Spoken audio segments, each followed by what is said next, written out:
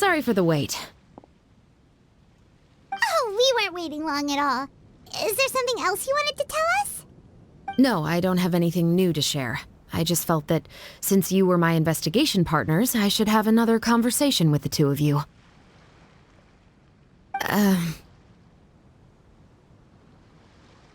Traveler, how would you have responded to Baptiste's request if you were in my shoes?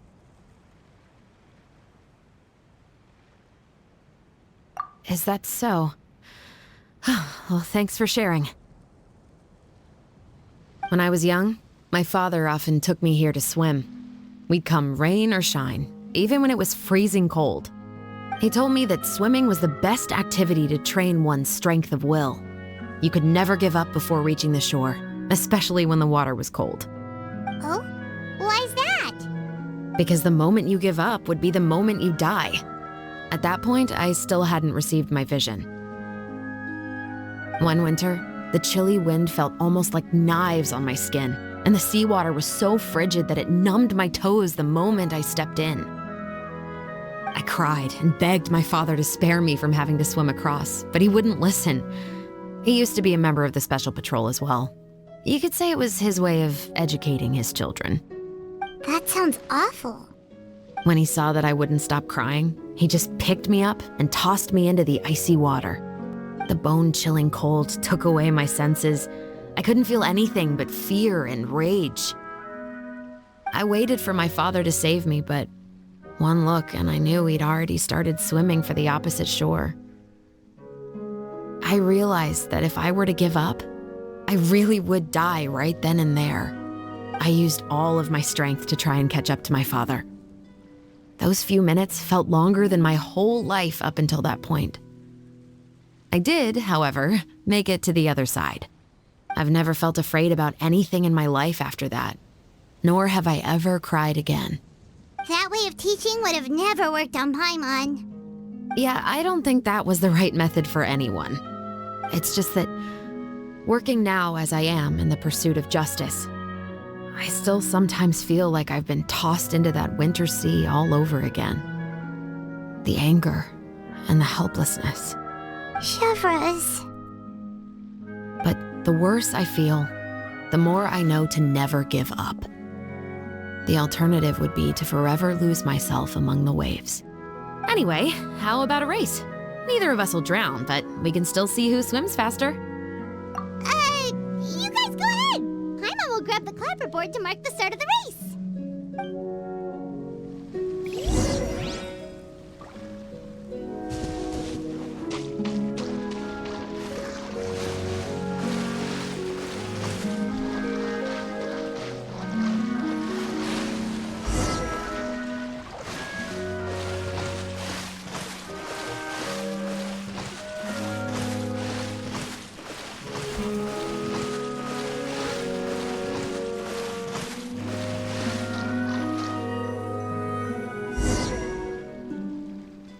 Oh, that felt good.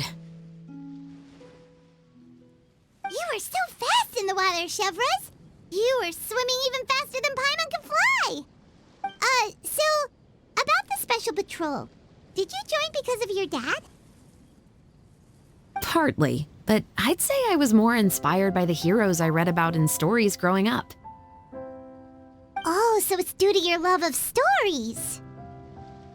Of course, it was only after I joined the Special Patrol that I learned that truth is often stranger than fiction. Come on, let's walk a bit more.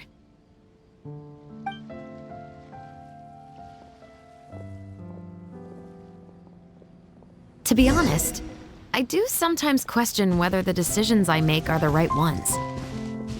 But I know that no matter what, I must keep swimming. Because the only thing I've got my eyes on is the shore in the distance.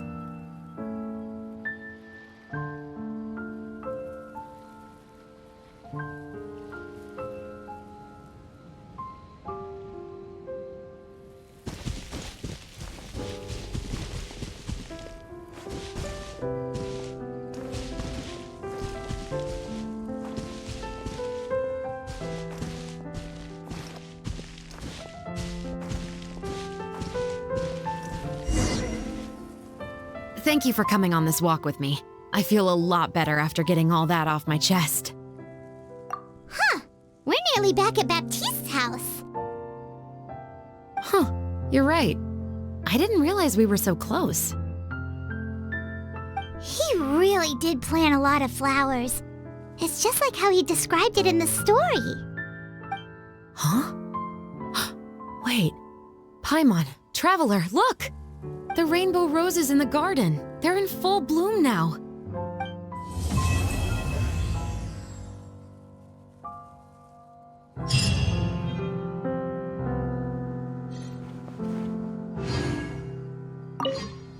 Even though it's a bit late, I must thank you for investigating this case with me. Not on behalf of the Special Patrol this time. It's a personal expression of gratitude from yours truly. Oh, you want to hear more about my father? To be honest, I didn't spend that much time with him. He was always busy with the Special Patrol, so he would often return home really late at night.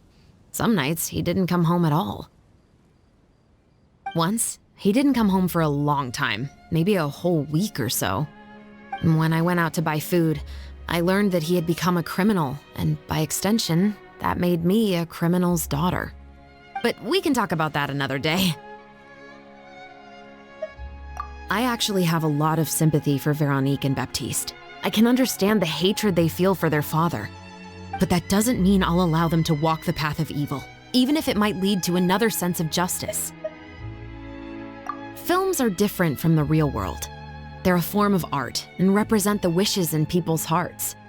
I adore the two Musketeers, and I'm very happy to have had the opportunity to act the role as one. I can't wait to catch the film when it premieres in the Opera House. I'm looking forward to seeing the audience's reaction to the climactic ending. Thank you for looking out for me. I'll see you at the award ceremony. I'd be very surprised if we don't win.